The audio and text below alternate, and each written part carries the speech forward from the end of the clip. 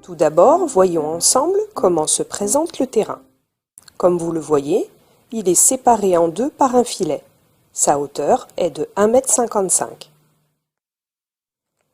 Durant notre cycle de badminton, nous jouerons exclusivement en simple, c'est-à-dire 1 contre 1. Le terrain que vous voyez dispose de lignes qui sont utilisées pour les matchs en double, lorsqu'on joue 2 contre 2. Par exemple, les couloirs latéraux sur le côté ne font pas partie du terrain de simple. Par conséquent, lorsque le volant tombera dans un de ces couloirs, il sera jugé faux. Par contre, le couloir du fond fait partie du terrain de simple. Lorsque le volant tombera dans ce couloir, il sera jugé bon. Par conséquent, le terrain de simple est le suivant. Seuls les couloirs latéraux ne comptent pas.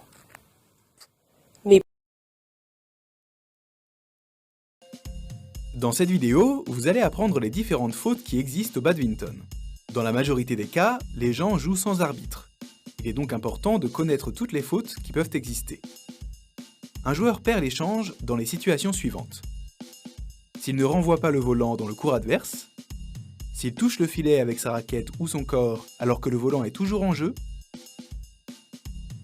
s'il touche le volant alors que celui-ci se trouve du côté adverse du filet, s'il frappe le volant 2 fois de suite, si le serveur rate le volant lors du service, si le joueur attrape et garde le volant sur la raquette puis le lance, si le volant touche le corps ou les vêtements du joueur. Au service, souvenez-vous que le volant peut toucher le filet. Cela ne devient une faute que dans le cas où le volant ne retombe pas dans le carré de service diagonalement opposé. À vous de jouer!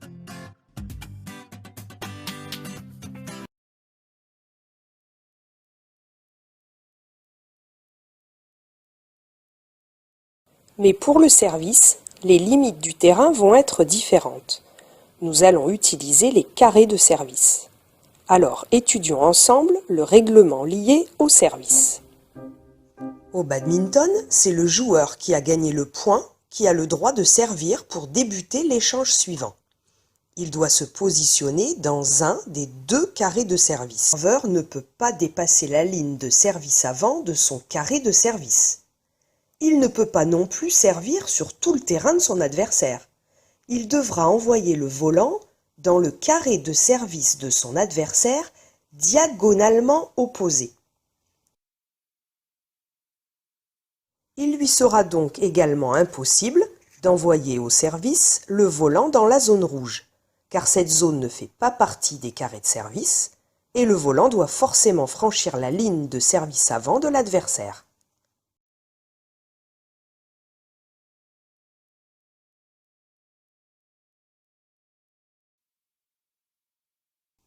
Si le volant tombe dans l'autre carré, ou s'il ne franchit pas la ligne de service avant, son adversaire a intérêt à le laisser tomber à terre, car il aura marqué un point.